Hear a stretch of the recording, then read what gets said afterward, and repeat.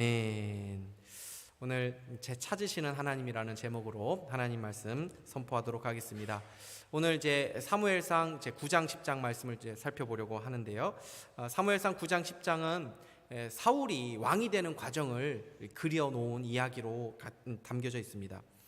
여기서 먼저 사울의 그 외적인 조건, 그러니까 사울의 어떤 배경, 출신, 그리고 그의 어떤 성품들을 성경이 좀 비교적 자세하게 나와 있는 것을 보게 되죠. 9장 1절에서부터 2절 말씀을 한번 보시겠습니까? 제가 다시 한번 읽겠습니다. 베냐민 지파의 기스라 이름하는 유력한 사람이 있으니 그는 아비엘의 아들이요 수올의 손자요 베고라스의 증손이요 아비야의 현손이며 베냐민 사람이더라. 기스에게 아들이 있으니 그의 이름은 사울이요 준수한 소년이라. 이스라엘 자손 중에 그보다 더 준수한 자가 없고 키는 모든 백성보다 어깨이만큼 더 컸더라. 이렇게 말씀하죠. 사울에 대한 소개가 두 가지로 나오는데, 첫 번째는 그의 배경에 대한 것이고 또 하나는 그 외모에 대한 것이거든요. 그 배경이 뭐냐면 먼저 베냐민 지파다라고 말씀하고 있습니다. 베냐민 지파는 이스라엘 12지파 중에 하나죠. 이 12지파로 구성되어 있는 나라가 이제 이스라엘 아닙니까? 근데 이스라엘의 12지파의 그 뿌리가 무엇입니까? 야곱의 12아들이죠. 야곱의 12아들이 12지파의 조상 아닙니까? 근데 야곱의 12아들 중에 이 베냐민은 가장 막내죠. 그래서 베냐민 지파는 가장 이스라엘 지파 중에서 후순위라고 볼 수가 있습니다. 그리고 인구수도 가장 작은 인구수를 가지고 있습니다. 그래서 가장 작은 지파다, 이렇게 해서 말하는 것이거든요. 근데 여기에는 원래부터 베냐민 지파가 인구수가 원래부터 작지는 않았습니다. 이게 정말 이스라엘 역사에서 아주 침울한, 너무나도 고통스러운 그런 역사가 이제 사사기에 이제 나오는데, 사사 시대에 어떤 일이 일어나깁니까? 이 사사기 19장 20장에 보면은 이 이야기가 자세히 나오긴 되는데, 사사 시대는 이제 타락한 영적인 암흑기였죠. 그러니까 하나님을 섬기는 레위인이었음에도 불구하고 첩이 있었단 말입니다. 근데 첩을 데리고 이제 다니다가 베냐민 지파가 속한 기브아 족속 땅에 가게 되는데, 거기서 이제 이 첩이 능욕을 당하게 됩니다. 사람들에 의해서 심하게 이렇게 능욕을 당해가지고 죽임을 당하게 되죠. 너무나도 아주 비참한 일이 일어나지 않았습니까? 하나님 앞에서 아주 악한 일이 일어나게 됐죠. 그런 일을 통해서 이제 베냐민 지파와 이제 11지파와의 이제 싸움이 일어나게 됩니다. 기브아 족속들, 그 악행을 저지르는 이 사람들을 11지파가 내놓으라, 우리가 심판하겠다 했는데 이 베냐민 지파가 감싸주거든요. 내놓지 않거든요. 그래서 11지파와 베냐민 지파가 일대 전쟁이 일어나서 베냐민 지파가 거의 멸족되다시피 한 사건이 일어나죠. 그게 이제 사사기의 제일 마지막 장에 이제 나오지 않습니까? 그러면서부터 이제 베냐민 지파가 아주 거의 멸절 위기에 처해지게 되면서 이제 가장 작은 그런 이제 지파가 돼버립니다. 거기에 후손이 바로 이제 사울이다라는 것을 지금 이야기를 하게 되죠. 또 하나의 소개가 나오는데 유력한 사람이다라고 나와 있죠. 이 말은 뭐냐면 이제 집안이 부유했다라는 의미가 됩니다. 사울이 잃어버린 나귀를 이제 찾아다니는 사건이 나오는데, 그 집에 암나귀들이 있었다는 것을 보여주죠. 당시에는 이제 고대 근동에서 암나귀는 흔한 가축이 아니었습니다. 귀족이나 지도자급들이 타고 다닐 만한 그런 귀한 값진 짐승이라고 이제 그렇게 여겨졌던 시대였습니다. 그런 짐승들이 많이 있었다라는 것, 그리고 사울이 종을 데리고 사환을 데리고 그 잃은 나귀들을 찾아다니는데 그 종이 있었다라는 것도 또 이 집안이 부유했다라는 것을 보여주는 것입니다. 이렇게 사울의 집안과 출신에 대한 소개가 나온 이후에 또 하나는 사울의 외모에 대한 이제 언급이 나오는데, 한마디로 말하면은 그의 외모가 출중했다라는 것입니다. 그래서 그 키가 모든 사람들보다 어깨 위에 있다. 이거 더 구체적으로 얘기하면 한 20cm 정도 더 컸다라고 볼 수가 있겠죠. 그러니까 우리나라 남성분들의 친장이 이제 평균 170이라고 친다고 한다면 190이 된다라는 것입니다. 이 사울의 키는. 그러니까 어디에 있어도 사울은 그 외적으로도 아주 두드러질 만한 그렇게 아주 그런 인물이었다라는 것을 보게 되는 것입니다. 게다가 그의 성품을 보면 겸손했고 아버지 말씀에 순종하는 그런 효심이 깊은 아들이었다는 것도 알게 됩니다. 그래서 잃어버린 나귀를 찾으라는 아버지의 심부름을 아주 대충 하지 않고 아주 성실하게 그 나귀를 찾아다니죠. 책임감도 있고, 그리고 나중에는 또 아버지가 염려하실까봐 못 찾지만은 빨리 가자, 아버지가 우리 걱정하시겠다 하면서 사환에게 말합니다. 그런데 나중에 또 사환이 여기 근처에 사무엘이라는 분이 있으니까 한번 만나보시죠 라고 했을 때 그 종의 말을 귀담아 듣고 경청하고 그 종의 말을 듣고 사무엘을 찾아가는 모습도 보이거든요. 그러니까 사무엘이 굉장히 겸손했다라는 것도 알 수 있죠. 나중에 사울이 사무엘에 의해서 온 이스라엘 백성들 안에서 왕으로 이제 인정을 받을 때 이 사람이 바로 하나님께서 세우신 왕이다라고 선포할 때에 그 불량자들이 있었는데, 아니 뭐 저런 사람이 우리의 왕이야 막 이렇게 대놓고 얘기를 하거든요. 근데 사울이 그 얘기를 들었지만 잠잠했다라고 이렇게 하는 표현도 나옵니다. 이러한 여러 가지들을 볼 때에 사울이 왕으로서 외적으로 어떤 조건들을 갖추고 있다는 것을 보여주죠. 그러나 성경을 자세히 보면은 이 이야기 속에서 그러한 외적인 조건이 이스라엘 왕으로서 꼭 갖춰야 할 조건이라고 말하고 있지 않음을 알게 됩니다.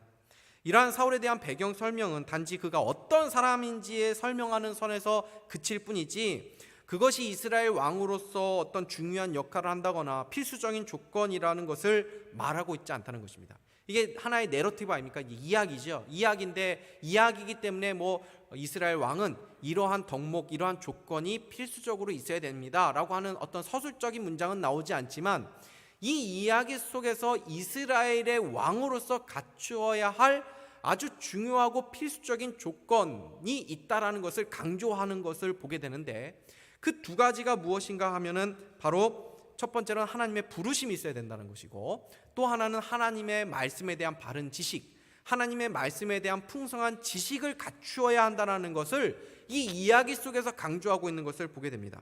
그래서 먼저 사울에 대한 하나님의 부르심을 말하고 있죠. 사울이 먼저 왕이 되려고 한 것이 아니라 하나님께서 먼저 사울을 찾아오시는 것이 이 이야기의 시작이 됩니다. 그래서 그 부르심은 사울이 잃어버린 나귀를 찾는 여정에서부터 시작되는 것을 보게 됩니다. 3절을 보겠습니다. 사울의 아버지 기스가 암나귀들을 잃고 그의 아들 사울에게 이르되 너는 일어나 한 사환을 데리고 가서 암나귀들을 찾으라 하매. 지금 잃어버린 나귀를 찾아야 되는데 나귀가 어디로 간 줄 알고 찾습니까? 그러니까 나귀를 찾아서 그냥 무작정 이리저리를 두루 다니게 됩니다.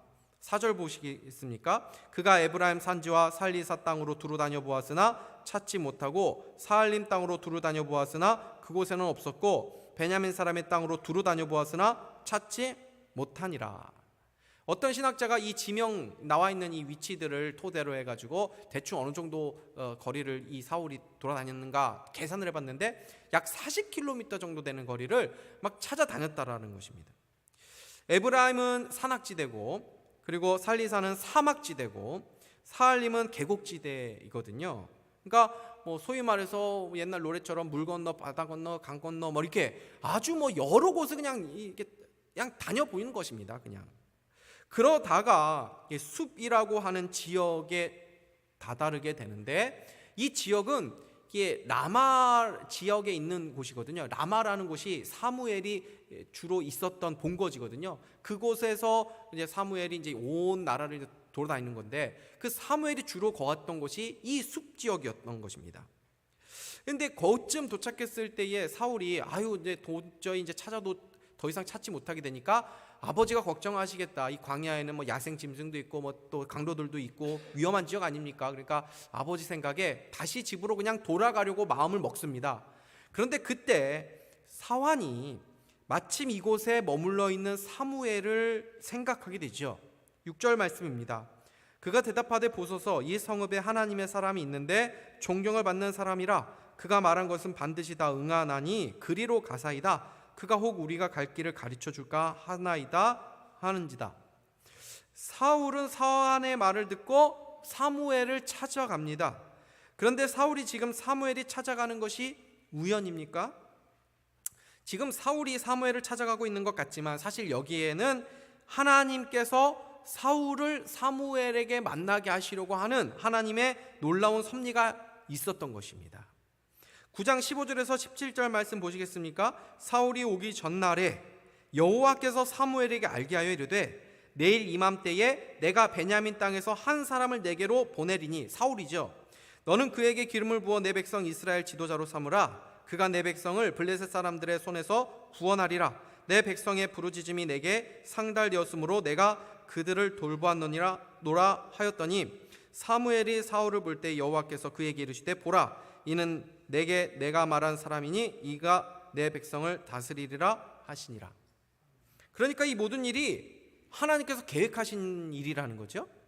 사울의 집에 나귀를 잃어버린 일, 아버지가 사울에게 나귀를 찾아오라고 시킨 일, 나귀를 계속 찾지 못해서 고생했던 일들, 그리고 사환이 사무엘을 생각해가지고 사울에게 돌아가려고 하는데 사무엘에게 한번 가보자고 제안을 했던 일들, 그리고 그 사환의 말을 무시하지 않고 사울이 그 말을 듣고 사무엘을 찾아간 일, 이 모든 것 하나하나가 다 하나님께서 인도하신 일이라는 거죠.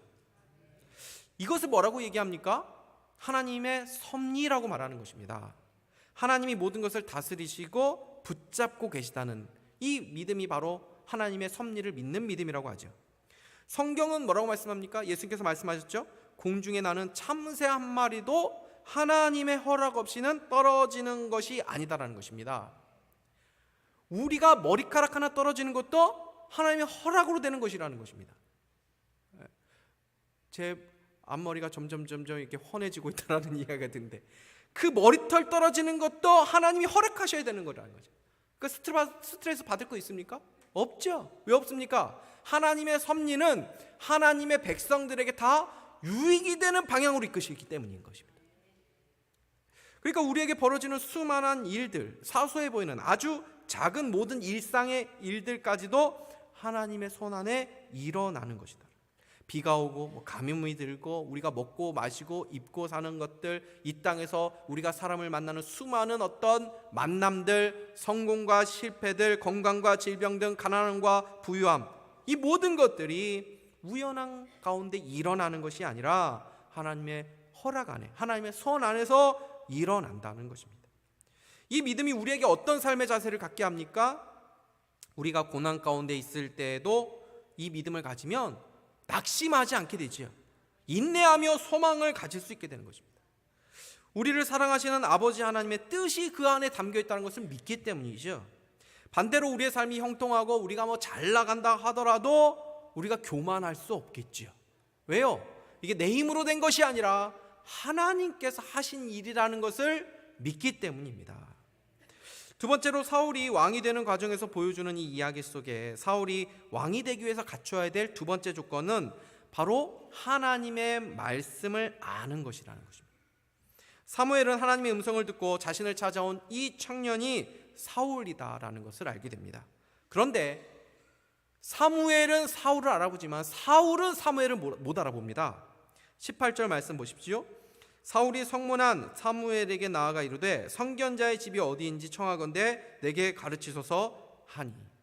사울이 지금 사무엘을 만나고 있잖아요. 그런데 사무엘을 만난데도 사무엘인지 알지 못합니다. 그러면서 이 선견자가 어디인지 알려달라고 얘기합니다. 이름도 몰라서 선견자라고 합니다. 그러니까 자신의 앞에 있는 사무엘을 이름도 모르는데 얼굴도 못 알아보는 것 당연하지요. 사무엘이 누굽니까, 여러분?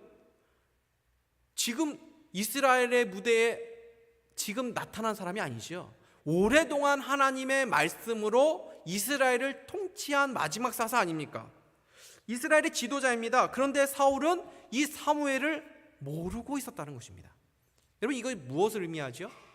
사울은 단지 한 인간 사무엘을 모르는 것이 아니라 사무엘을 통해 선포되었던 하나님의 말씀도, 사무엘이 통해서 이루어진 하나님의 나라도, 하나님의 통치도 무지했다라는 것을 보여주는 것입니다.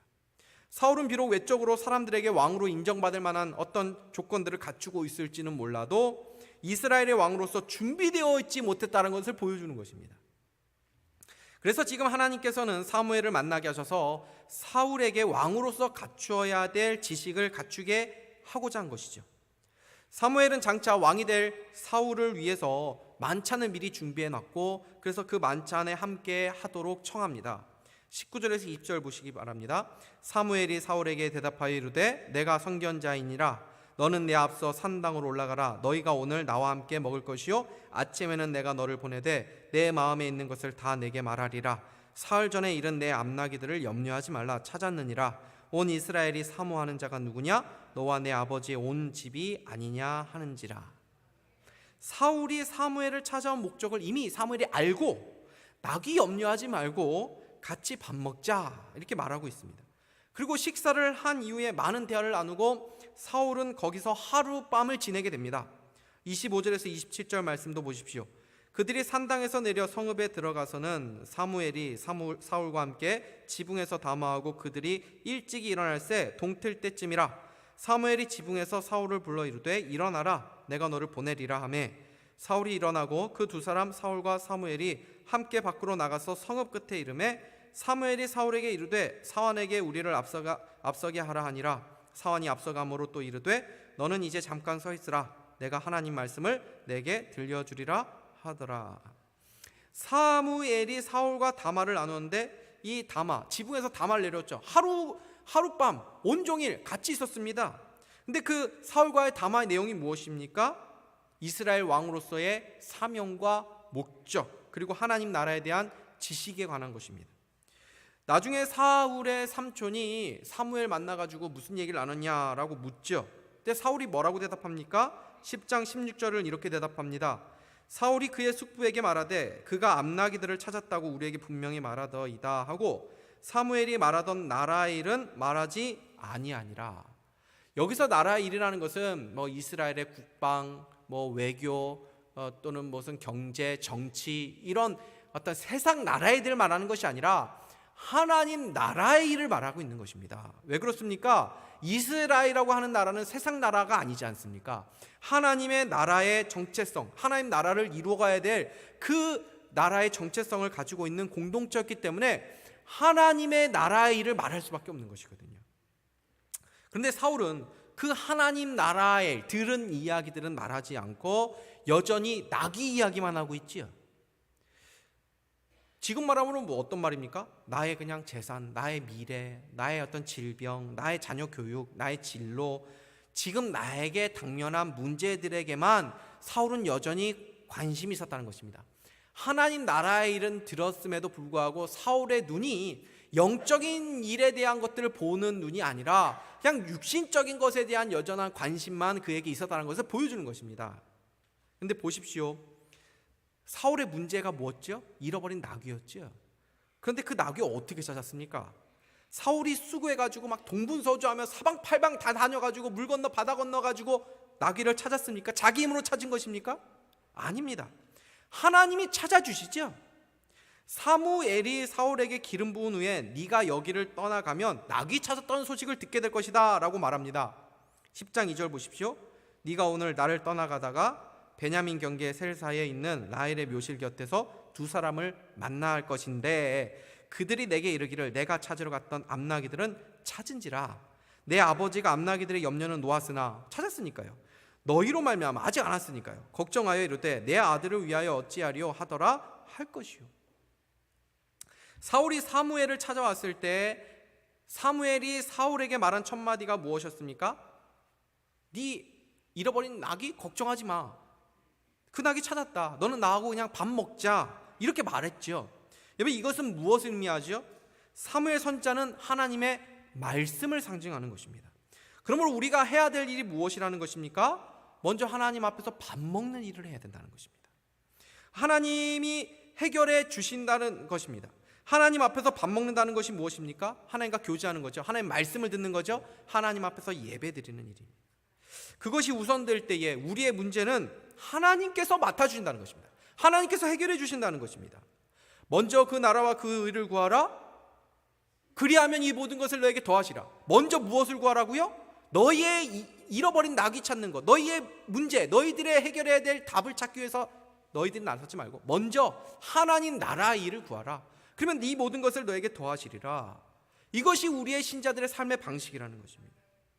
여러분 보십시오. 사울이 나귀를 어디 있다고 찾습니까? 이 불가능한 것입니까? 사실 암나귀들을 찾아다니는 거 불가능한 일입니다. 우리가 수고한다고 해서 되는 일이 아니라는 것입니다. 성경이 말을.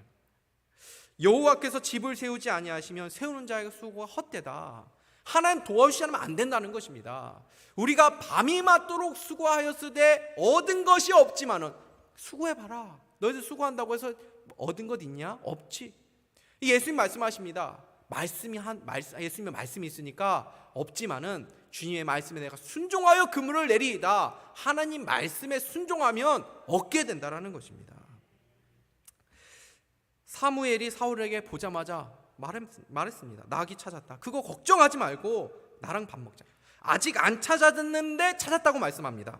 그런데 안 찾을 것입니까? 찾은 것입니다. 안 찾았지만 사무엘이 말하니까, 하나님의 말씀이 임했으니까 찾았다는 것입니다.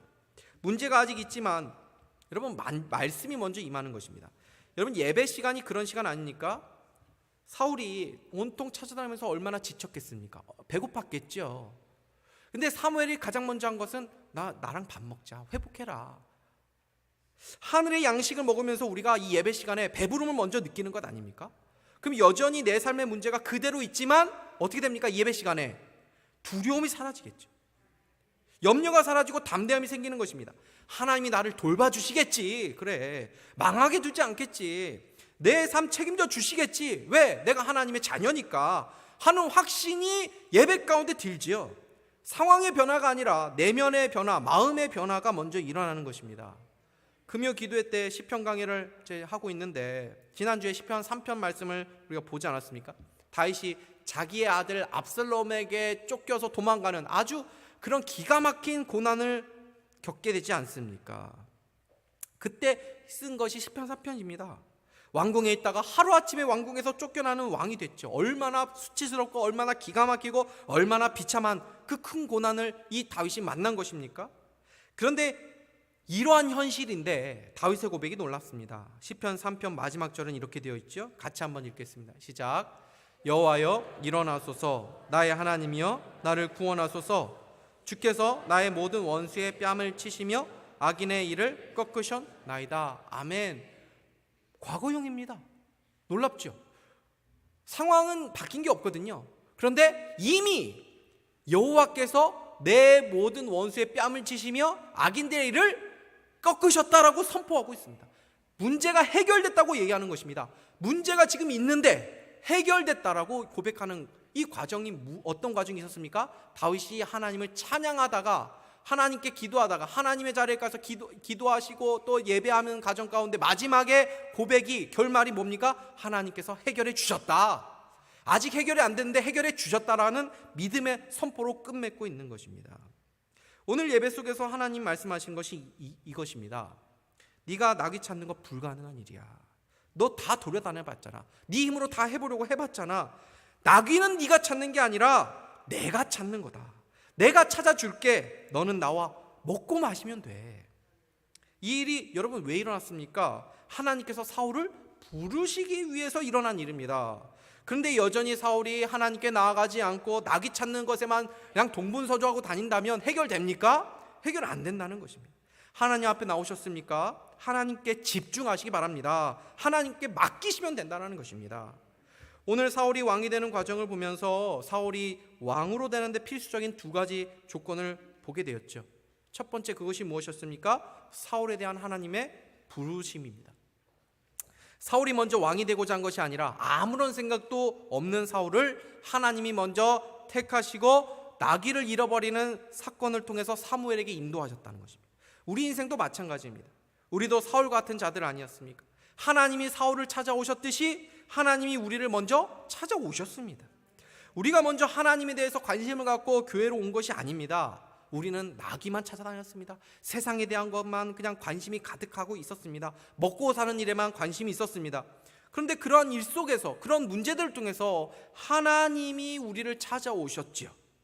어떤 분은 아내 교회 태워주기만 하다가 오신 분들도 계시고, 또는 자녀들 때문에 오신 분들도 계시고, 또는 어떤 문제들 때문에 하나님 앞에 나온 분들도 계시고, 사울이 종의 말 듣고 사무엘을 찾은 것처럼 이런저런 사람들의 말을 듣고 온 것 같지만 성경이 말씀합니다.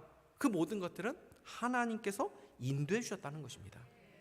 여러분, 그렇다면 지금도 여러분의 삶에 우리의 평범해 보이는 그런 사소한 일상 속에서 또는 우리의 어떤 문제들 속에서 끊임없이 하나님의 우리를 향한 선하신 인도하심이 있다라는 것, 하나님의 이끄심이 있다는 것을 믿을 수 있기를 바랍니다.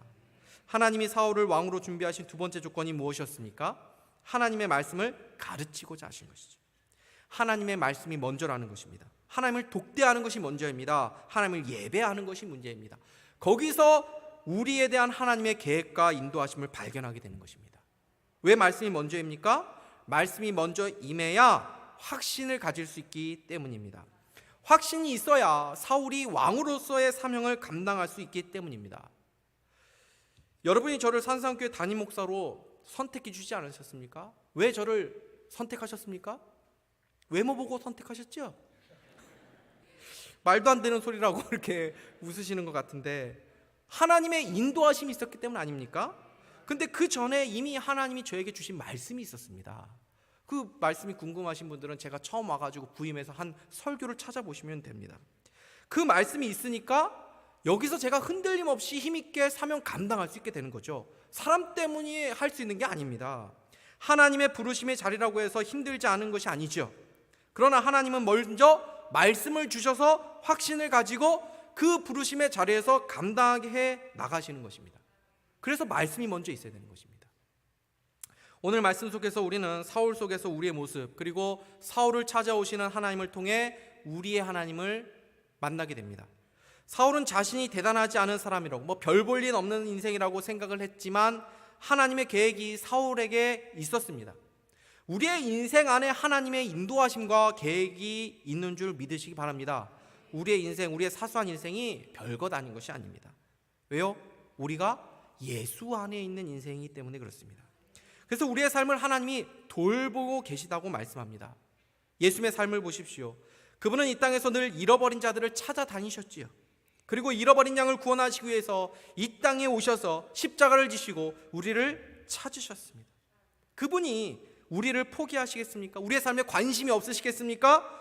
우리가 예수님의 것이라면 우리가 짊어지고 있는 이 문제, 이 짐도 역시 예수님의 것임을 기억할 수 있기를 바랍니다. 오늘 다시 한번 이 말씀 기억하시면서 하나님 앞에 우리가 내어내지 못하는 그런 모습이 우리 안에 있다면 다시금 하나님 안에서의 우리의 인생을 기억하시고 하나님을 신뢰하며 나의 모든 인생의 짐과 문제들을 내어 맡기고 주님이 다른 거 없다. 네 문제 내가 해결해 줄게. 나 밥 먹으면 된다. 나랑 교제하면 된다. 라고 하시는 이 사랑의 음성에 반응해서 주님과 동행하며 주님 안에 담아놓으신, 우리 안에 담아놓으신 주님의 계획과 인도하심을 믿으며 담대하게 나갈 수 있는 저와 여러분 다 될 수 있기를 주님의 이름으로 축복합니다. 기도하겠습니다.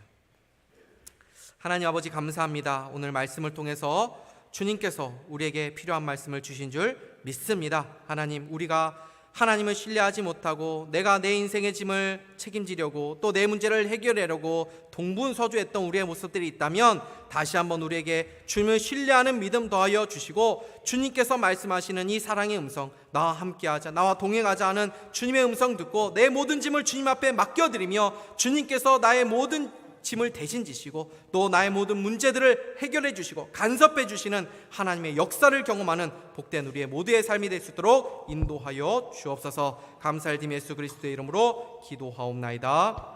아멘. 찬송가